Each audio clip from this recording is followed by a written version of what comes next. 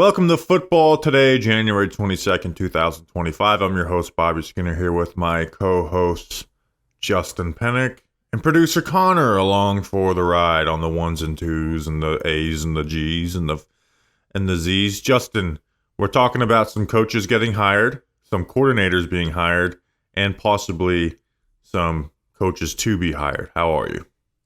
I'm good, Bobby Skinner. Happy birthday to you. Everybody, please leave a comment saying happy birthday, Bobby Skinner. Happy birthday to Andrew Thomas. And happy birthday to Andrew Thomas. My favorite player in the NFL. We have the same birthday. It's an honor. How do you like that? And he told us he was going to come to my wedding, which is, a month away. Mm-hmm. I did think about sending out an invite and being like, maybe he'll send, he makes a lot of money and he'd give me some money, but I don't think Andrew Thomas would do that. Let's talk about these coaches, Justin. The Bears hired Ben Johnson, the Lions offensive coordinator.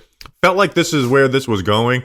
The funny thing is the Bears probably could have done this last year, and I think they should have, right? Ben Johnson didn't leave last year. There was rumors midseason that his eyes had always been on Chicago and going into there with that situation. But hey, they do it a year later. They get him. I'll start with this. I'm glad the Bears took a big swing. Right? We don't know exactly how Ben Johnson's going to pan out. A lot of times the most beloved coaching hires are the worst, and then the ones that are maligned are the best. Look at Kevin O'Connell. That was a coaching hire that was, made fun of. Dan Quinn last year, right? They got their, they got past. Ben Johnson passed up on them, and look at where they are now, a game away from the Super Bowl. But I was worried the Bears were going to go safe and hire Mike McCarthy or just like a kind of a cozy coach instead of taking a big swing and looking to find that next McVay, O'Connell, whoever, Shanahan, next great offensive mind to go with Caleb Williams.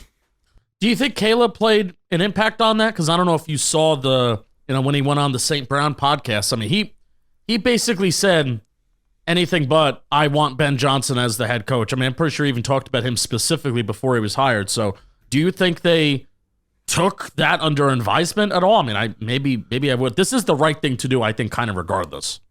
Maybe a little bit. I don't think they were operating that way. They interviewed like 16 people. I don't know. This is like the first coaching cycle where people have been interviewed like this. Like the Jets have interviewed almost 20 people. It's like a celebrity apprentice, what the Jets are doing at GM and coach. Yeah. Like I had a thought, Justin, we do our like GM candidate and preview and head coach and stuff for Talking Giants. Like imagine if we had to do 16 of those. It'd be just brutal, nonstop work. I don't think so. I think Caleb talked about the Ben Johnson thing because he got pranked where someone got his phone number and said, hey, this is Ben Johnson, blah, blah, blah, blah, blah, and then FaceTimed him. But yeah, this is what they need to do. This roster is talented. It's not the most talented or stacked in the NFL. It's nowhere near what the Detroit Lions are. They're going to need to invest in the offensive line. That is my biggest worry with Ben Johnson as we talk about him as this offensive mastermind is, hey, he has done a hell of a job with Detroit. Trick plays are cool. I don't know if you can run all the same trick plays with different personnel when you don't have an Amon-Ra St. Brown in the slot. Jahmyr Gibbs at running back. Yeah, one of the most athletic, offensive tackles in the NFL, if not the most athletic in Penei Sewell. And the main thing being is it's easy to call plays when you have protection for days, and that's what that Detroit Lions offensive line allows you to do. And it's not because of the way they're coached up. I'm sure that has part, but it's because they're an extremely talented, good across the board offensive line, and that allows you to scheme up things, right? If you've ever drew up plays, on a whiteboard or on a piece of paper when you're bored, you think about all the ways to get guys open, and then you realize, this is going to take a while. We need to protect against this. So that's my biggest worry about Ben Johnson. But the Bears have some money, can invest in the offensive line. And you've got a young quarterback with young receivers, a defense that is, played well and is, got some young talent that can grow too. We thought the Bears would be a lot better than what they were this last year, and that was without having a lot of faith in Matt Eberflus. Right. Yeah, the offensive line is the biggest question, I guess, in short and long term in terms of what Ben Johnson could do as a head coach and an offensive head Caleb. coach. Yeah, and Caleb, but still, like, Caleb Williams is built in a lab. Like, I still think you trust some of the things that you saw this year, and you trust the stuff that he put on at college, that he could still be a really, really good quarterback, if not possibly an elite guy. You just got to have, I don't know if him having one-on-one meetings with Matt Eberflus over the, you saw that in Hard Knocks. Good for Matt Eberflus on doing that. Saw that on Hard Knocks. I think those meetings are going to get a lot more efficient, a lot more better and productive now that you have Ben Johnson in the building, right? But the only thing that you got to think about for Ben Johnson, and this is with any of the young offensive masterminds that come up in the NFL, right? In which Brian Dable, hey, left hand up, who are we, the Commanders? We'll put we're the first to put our hands up as Giants fans. Even though Brian Dable's not the young guy, but he kind of came in as like the offensive genius a couple years ago, had a pretty successful year one, but then when kind of shit hit the fan, are you a leader of men? Can you hold your players accountable? How can you hold your players accountable? Can you communicate well with your staff and get along well with your staff?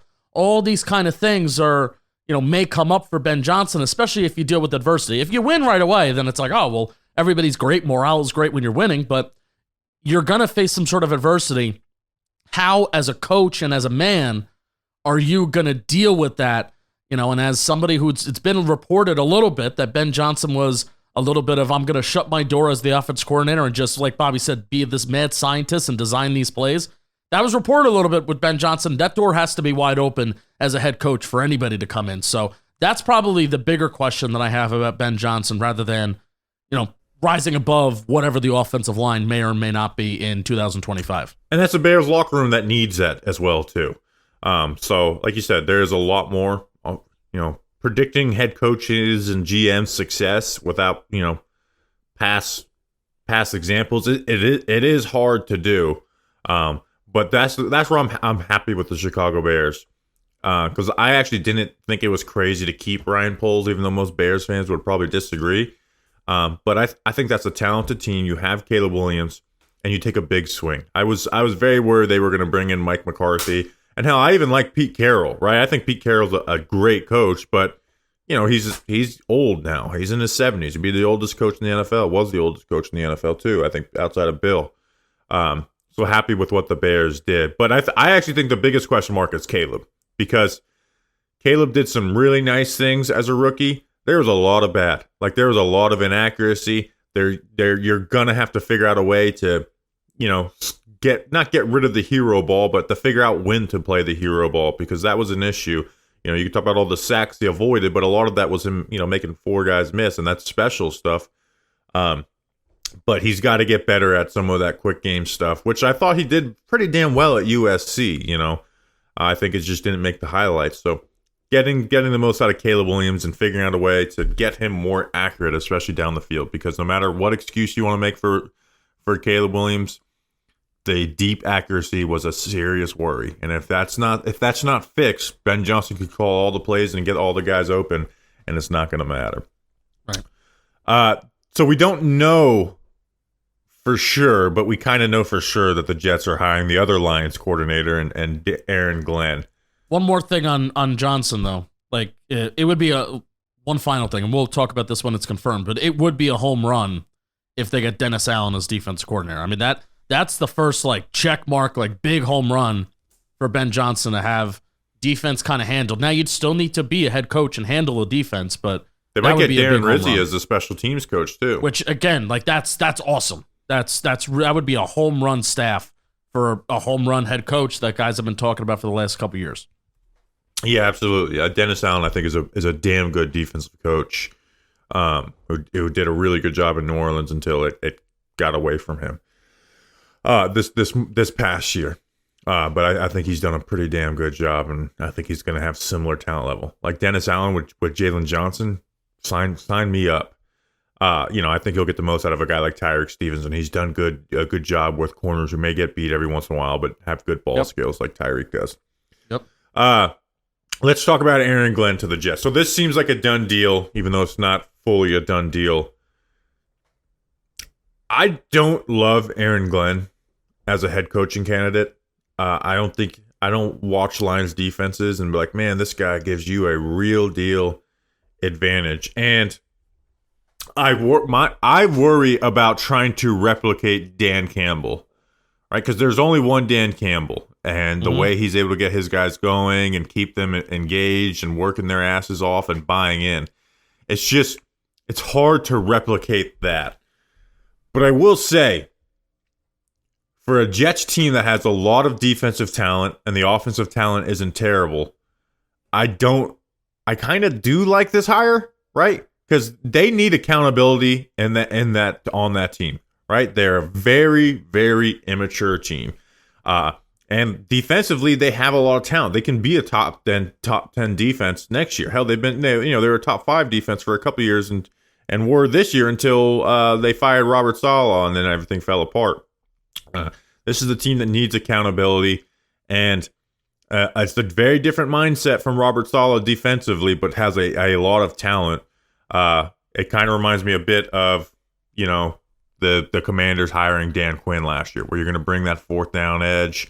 You're going to, challenge your guys. You're going to find guys to fit your mold. It kind of reminds me of Dan Quinn to Washington last year. Yeah, where if you look at Aaron Glenn and where his defense ranks in EPA per play from 2021 to 2024, it's 28th. Now, you could say the first 2 years there was a talent issue. The Lions are still evolving, which there certainly was a talent issue. And the last 2 years, it's gone up to 12th in EPA per play. Like even last year, they weren't that good. And then this year, they had a very good defense for the majority of the year. At the end of the year, they got hurt. Yeah, I don't know if you're bringing in Aaron Glenn, though, to be like this defensive mastermind. I think you're bringing him in to be a leader. I think you're bringing him in as a guy that was a former player that players can identify with. This guy has been there. This guy has done that. He's had success. So that's why I don't really know Aaron Glenn that well.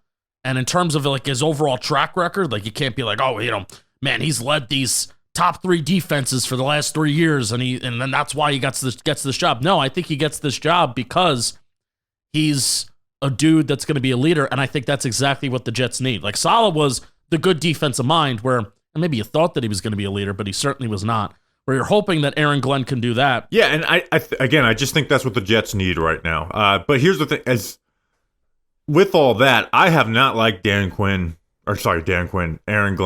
defenses, right? Like early on, it was pitiful. Like not just bad. Like remember in 2022, Justin, earlier in that season, like the Lions' offense was lighting it up, and they were losing games like 52-49.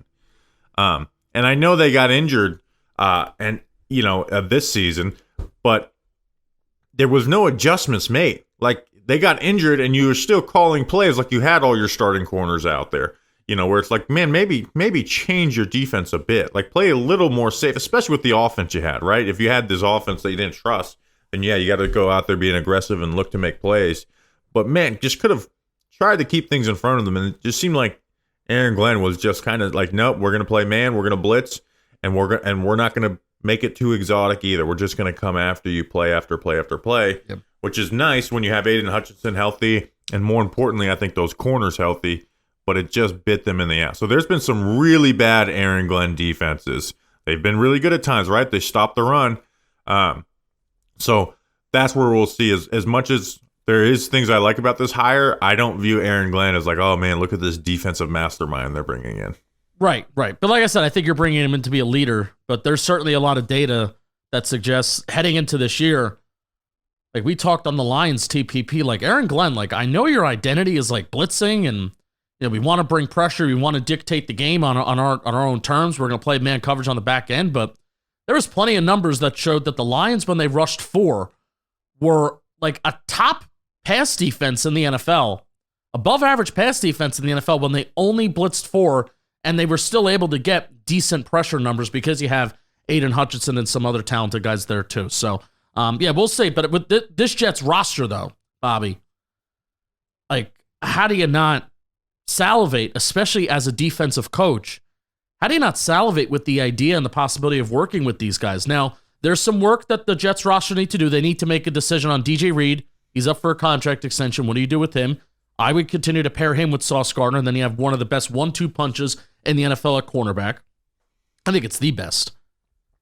Jamie Sherwood and Quincy Williams, two linebackers that are also need contract extensions. I think they're one of the best 1-2 punches at interior linebacker. CJ Mosley is a guy that's coming off of injuries. He's the only like starting linebacker that's like under contract. So you may have to work something out with him. You have Quinnen Williams. You have an ascending pass rusher in Will McDonald. So, I mean, that's just the defensive side of the ball. And they made efforts to improve their offensive line, which was their big bugaboo over the last couple of years, which the offensive line was better for the Jets this year. So as a coach, even there's a Woody Johnson problem, and his presence is bad. I think he's the worst owner of all. Too. And a quarterback problem. The worst owner of all sports.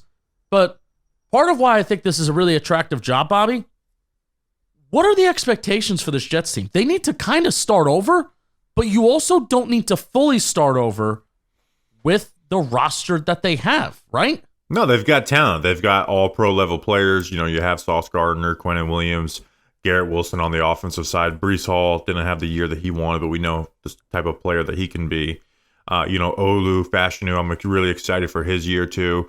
Like they have pieces, right? And that's just naming a few.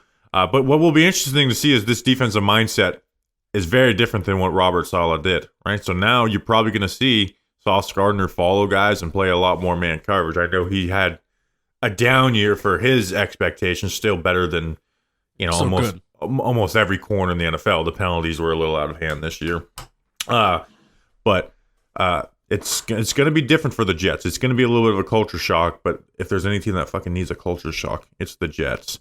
What do you want to hit on next, Justin? Oh, well, actually, you know what? Your opinion doesn't matter because I want to talk to you about DraftKings. Football fans, it is playoff time. We've got some exciting games to look forward to, and you can get in on all the playoff action right now with our partners at the DraftKings Sportsbook. Right now, they are offering all new customers $200 in bonus bets instantly after betting just $5 when you use code FOOTBALLTODAY. Stay in on the action and use your $200 in bonus bets on DraftKings same-game parlays for a shot at an even bigger payout. Love the thrill of live betting? DraftKings has got you covered. Bet live on in-progress games as they happen, making watching the game that much more exciting. And if sports betting is not yet available in your state, don't worry. Stop your damn worrying. You can still join in all the fun with DraftKings Daily Fantasy and have the shot to win cash prizes. So download the DraftKings Sports app now. Use code FOOTBALLTODAY. Bet just $5 on any wager and get $200 in bonus bets instantly. That's code FOOTBALLTODAY only at DraftKings Sportsbook. The crown is yours. We're glad you did. Liam Cohen denying the Jags or Josh McDaniels going back to the Patriots for a third time? I need Josh McDaniels going back to the Patriots. I can't believe, and I'm leading this off, I can't believe that people are defending the process of what the New England Patriots are doing. Number one, I wasn't here for a show where he talked about Mike Vrabel, and I'm sure you guys hit the nail on the head that only interviewing one legitimate candidate, and I'm sorry, virtual interviews don't count. Virtual interviews don't count. Interviewing only one legitimate candidate for head coach is already asinine enough when the Patriots are this backwards right now, when they seem to be lost, right? So, the Rooney Rule, like they spit in the face of it, of Byron Leftwich and Pep Hamilton. What have they been doing? They were not serious candidates. Mike Vrabel, they had their eyes set on him. And hey, good for them that they got their guy, right? But all right, so you could say that this process won them 6 Super Bowls. That's the replies that I've been getting. This organization is so stuck in their ways, and I'm a Giants fan. It's like they're so stuck in their ways, it's even more than what the Giants are. And that's an organization that's very stuck in their ways too. But they won 6 Super Bowls with it. All right, you know what's fucking missing?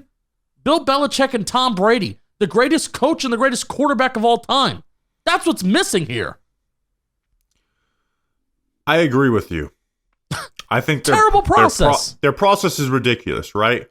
Where when you move off Bill Belichick, you don't try and, let's recapture Bill Belichick. No, you could have just kept Bill Belichick. If that's really what Josh McDaniels was available last offseason. That's the crazy thing. And it's funny that since they fired Bill Belichick, they have hired 2 Bill Belichick linebackers to be their head coaches. Why not just keep him? You're so right. Why not keep him? The process is ridiculous, but I kind of like the results, though. Oh, 6 Super Bowls? Is that what you're talking No, about? no, I'm talking about Mike Vrabel and Josh McDaniels. Yeah. Like Mike Vrabel, I don't think is this great head coaching.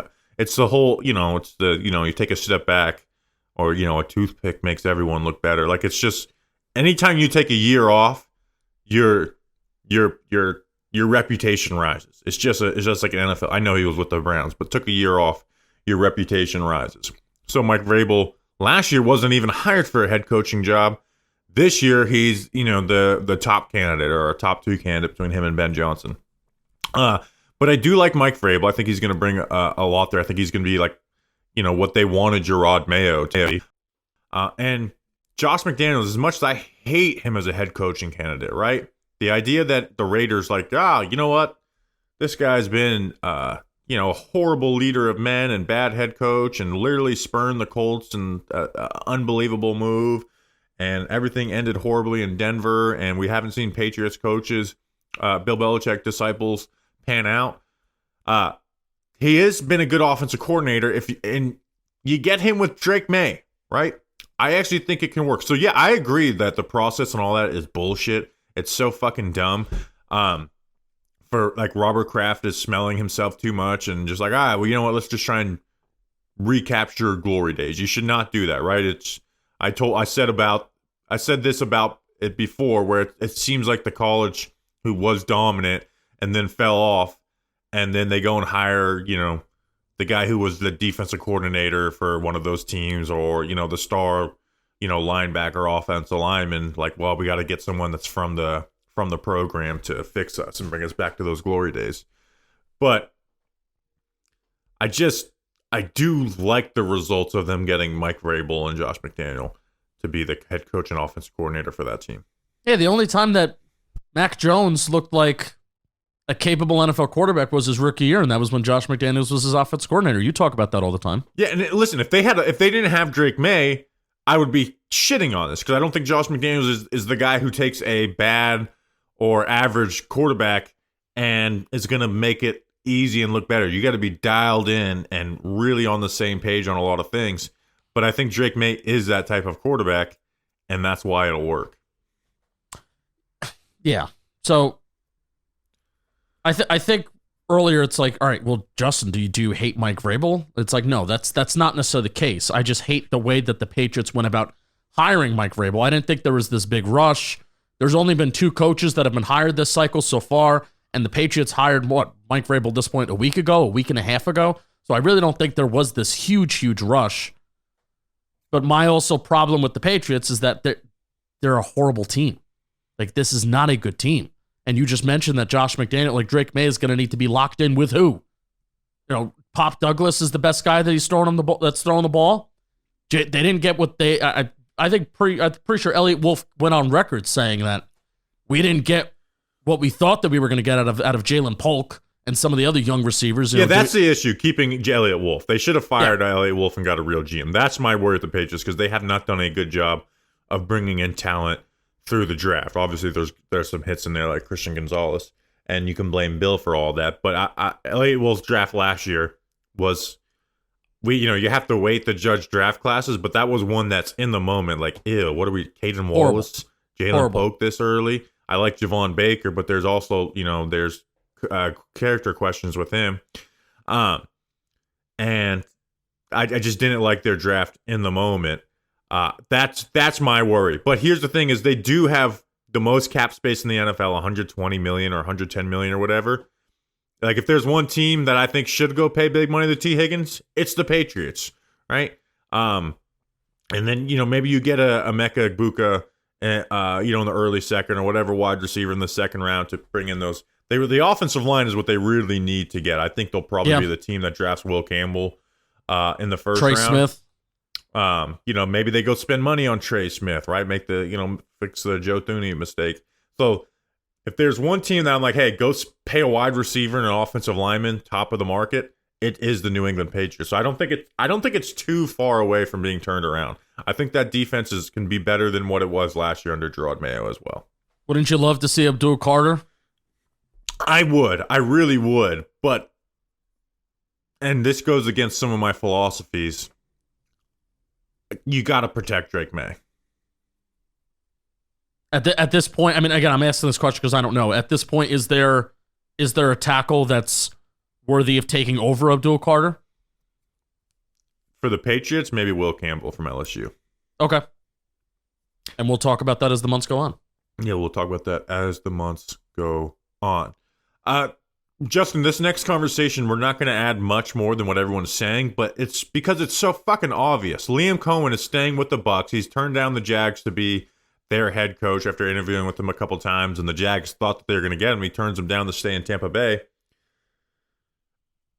Everything that everybody predicted was right. You had a somewhat desirable position, right? In Florida, Trevor Lawrence is your quarterback, but you fucking made it undesirable by keeping Trent Baalke, who's fired 5 coaches in 7 years, has done a terrible job drafting, terrible job team building, and you ruined it. You ruined it by keeping Trent Baalke. Why does Shad Khan feel this like loyalty to Baalke? It's unbelievable to me with how bad that he's been as a 49ers GM and the Jags GM. Again, firing 5 coaches in 7 years.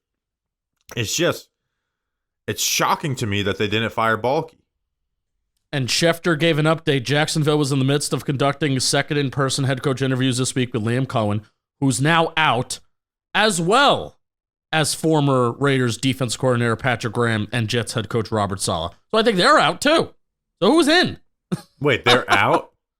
I mean, if I'm reading this tweet correctly, and Connor, like you even let me know too. I'm going to find it. Adam Schefter quote tweeted himself an hour ago and said that Liam Cohen, who's now out, as well as is that Adam Schefter saying that they're still in the mix? No, he's saying those 2 guys are still in the mix. All right, they're in the mix. Okay.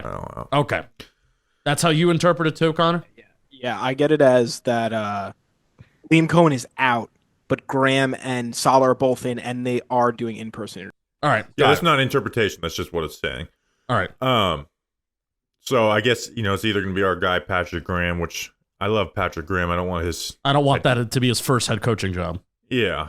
Which with defensive coordinators, it's hard for them to get a second head coaching job. There's also inevitably going to be a power struggle, and that's why the job is so undesirable. It's like, number one, it's not only you have the lame duck GM and Trent Baalke, but number two, it's like when shit goes wrong, who is going to be the one to throw who under the bus, and who's going to have the owner's ear? It's going to be the GM. Yeah, and then there's this whole the head coach is going to report directly to the owner. It's just stupid. It's fucking Looney Town in Jacksonville. I don't know why the hell did they. It just doesn't make sense, And this is why sometimes these NFL teams, and you grow up and you're like, oh, these are the best of the best, and these owners and these GMs and stuff, and then you're like, you know what? There's stupid people in the world, and sometimes they get into these crazy spots, and I feel like that's where the Jags are, where they have someone who is just not fit to be their owner, because again, I don't know if they have this great relationship with Baalke and they're best friends or what, but the loyalty to him makes absolutely no sense. He hasn't had coached he hasn't been the GM of a double-digit win team, I think, in like 10 years or whatever. So just a fucking mess in Jacksonville, and I feel bad for that fan base. Yeah.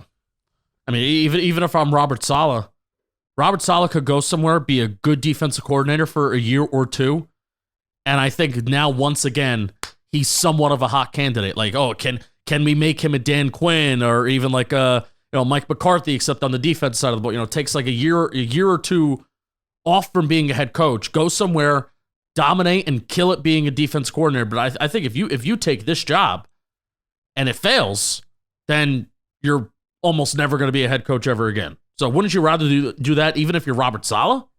Well, I think Robert Saleh could do the 1 year off thing, and then all of a sudden he's a hot candidate. Yeah. There, but somebody will want him as a defense coordinator. Absolutely.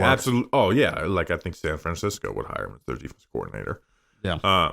So I think Robert Saleh can get back into the limelight and head coaching job. But again, like if you're a Jags fan, you're sitting here thinking about like we could have been very desirable. Like you could have made a case that they could have gotten Ben Johnson if they fired Trent Baalke. Instead, they keep Trent Baalke, and you have Trevor Lawrence, and you have Brian Thomas, and you have some guys on defense. You got a pass rusher in Josh Allen, and you're just a very undesirable location. Yeah. Unfortunately for the beautiful city of Jacksonville. Just kidding. I hate the city of Jacksonville. I hate whenever I'm in there. Do we got anything else, Justin? I have one more small thing. Connor, how long have we been going? 30 minutes and 36 seconds. All right, we're all right. Is Brian Schottenheimer really going to be the next Dallas Cowboys head coach? It wouldn't surprise me.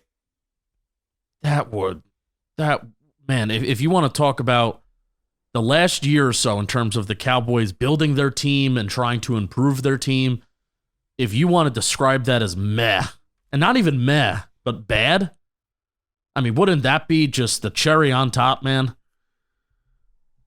Like, what? This is America's team? The Dallas Cowboys? Hey, Marty Schottenheimer's son. It's a football family story. Yeah, that could happen. I still think they're getting Dion. Like I think that's real. I know we haven't heard anything of it since they fired Mike McCarthy, but I think Jerry's doing whatever he can to get Dion as the head coach. But if he can't, then it's going to be Schottenheimer probably. What a mess. I also did I'll shout this out too as we wrap up. I did a tier maker video, and Connor, if you want to put that link to that video in the description, I would appreciate that.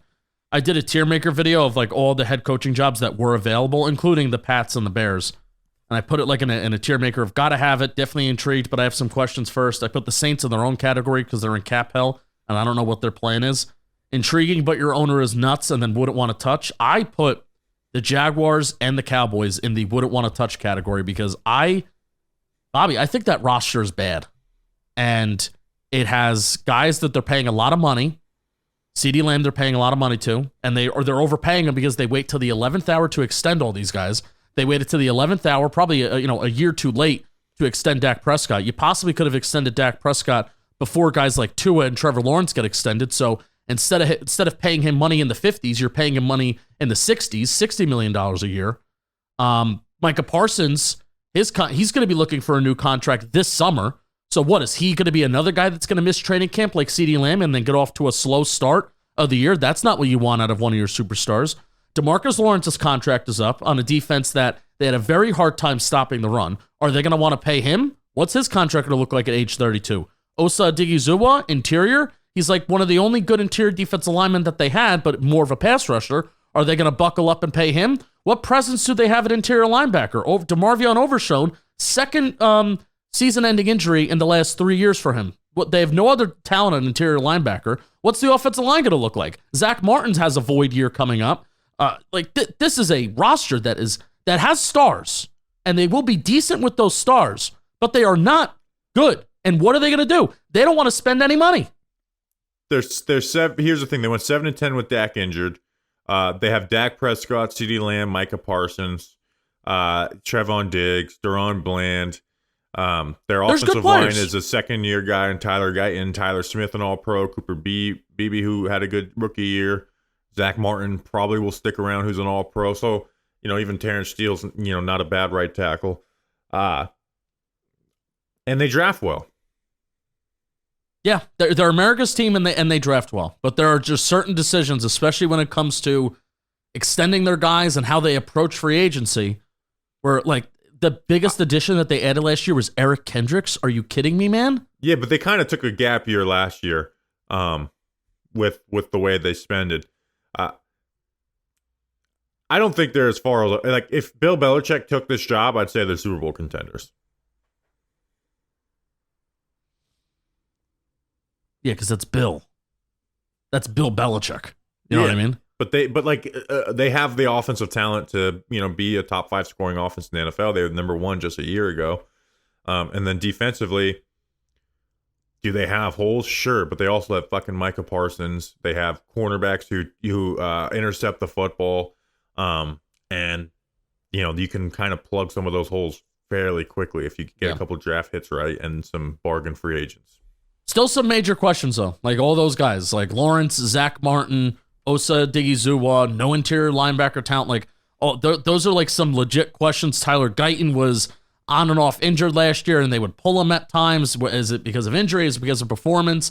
No wide receiver 2, no running back. Like there's a lot of things that the Cowboys need to work on roster wise, and they're gonna have to pay Micah, so that's gonna be at least over $30 million, $35 million per year he's gonna get. Are they gonna buckle up and pay these guys, and how are they really have to knock the draft out of the park? That's what they have to do. Yep, absolutely. All right, that's an episode. We will see you on Friday for a preview of the conference championship. We'll see you then. Until then, this is Football Today.